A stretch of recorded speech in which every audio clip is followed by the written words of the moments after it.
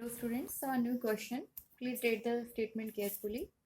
The heart of a man pumps 5 liters of blood through the arteries per minute. Basically आपको statement में क्या दे रखा है, blood flow rate दे रखा है सबसे पहले कि जो ब्लड है, ठीक है, वो कितने रेट से फ्लो कर रहा है. रेट ऑफ ब्लड फ्लो आपको गिवन है विच इज इक्वल टू, मतलब कि रेट क्या है, फ्लो हो रहा है तो मतलब मूव कर रहा है, मूव होना मतलब वेलोसिटी होना. तो वो आपको दे रखा है क्योंकि आप इसके लिए वो पढ़ लीजिए 5 लीटर पर मिनट के अकॉर्डिंग क्या है यहाँ पे ब्लड फ्लो रेट आपको गिवन है. That mean that is amount of volume coming out पर मिनट. कितना है ये, 5 लीटर पर मिनट. आपको और क्या गिवन है, at a pressure of 150 mm of mercury. देखिए यहाँ प्रेशर जरूर बोला गया है, कितना 150 mm ऑफ मर्करी, लेकिन वो प्रेशर किसकी सेंस में दे रहा है, हाइट की फॉर्मेशन में दे रहा है. ठीक है, आगे if the density of mercury is, आपको डेंसिटी भी गिवन है तो हम डेंसिटी भी लिख लेते हैं, कितना है एच जी. मर्करी को हम एच जी के सिंबल से रिप्रेजेंट करते हैं which is 13.6 into 10⁻³ kilogram metre -3 पर है, तो हमने यहाँ -3 लगा दिया, एक ही बात है. ग्रेविटी की वैल्यू आपको यहाँ इस क्वेश्चन में गिवन है 10 मीटर पर सेकेंड स्क्वायर. और आपसे क्या पूछा है यहाँ पे, आपको यहाँ पे निकालना जो है दैट इज पावर, आपको क्या करनी है, कैलकुलेट करनी. कैसे पावर आई, सोचिए इस क्वेश्चन को.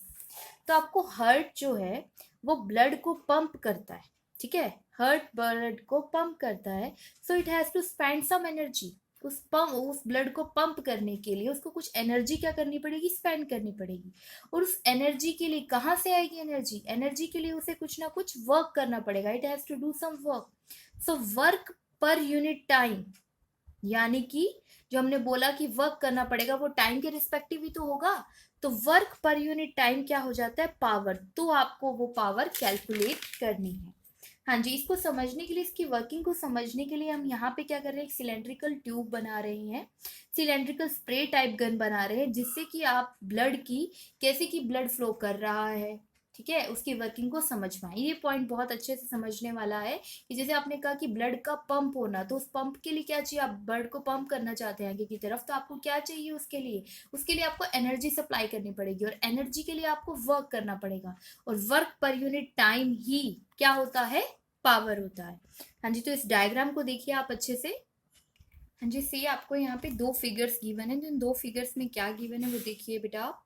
हमने क्या किया है, इसको शो करने के लिए हमने सिलेंड्रिकल शेप की ली है, और इस पे ट्यूब लिया, और इस पे हमने यहाँ पे क्या लगाया, एक पिस्टन लगाया, और हम मान रहे हैं कि इसके अंदर क्या है, ब्लड है. क्लियर है इतना, कि जैसे ही हम इस पिस्टन पे क्या करेंगे, प्रेशर अप्लाई करेंगे सच दैट पिस्टन आगे की तरफ मूव करेगी, तो ये लिक्विड क्या करेगा, बाहर निकल जाएगा.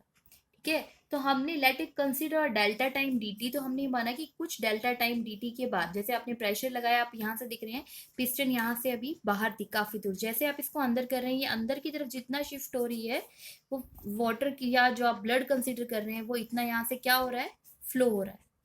ठीक है, कितना ये डिस्टेंस इसने कितना ट्रेवल किया, that distance is delta x.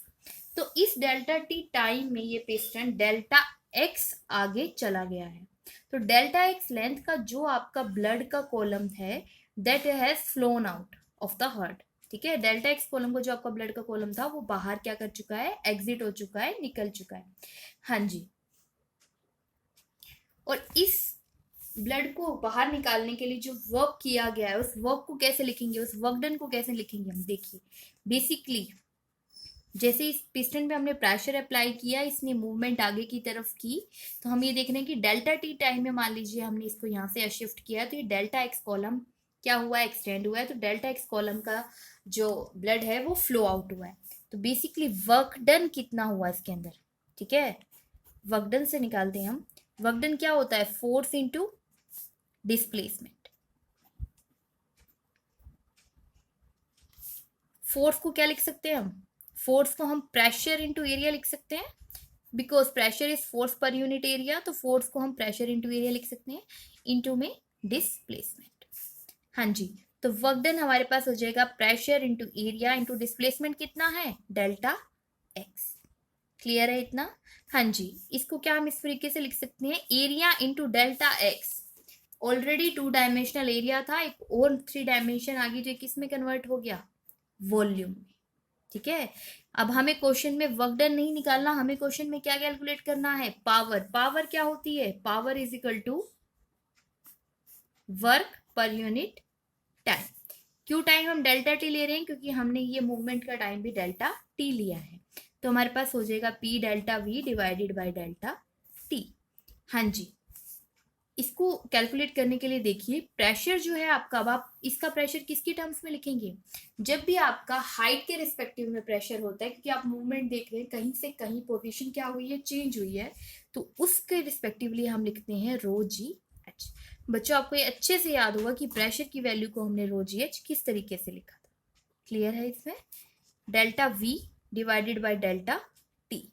हाँ जी, रो डेंसिटी आपको गिवन है, ठीक है, ग्रेविटी आपको गिवन है, हाइट की वैल्यू गिवन है किसमें, एमएम में, तो इसे हम क्या कर लेंगे, एमएम को लिखने के लिए 10⁻³ लिखेंगे।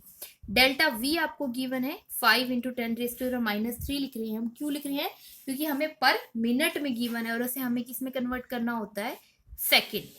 क्लियर है, और वैसे भी लीटर्स में गिवन था, तो इसलिए हमने इसको इस तरीके से कन्वर्ट किया है।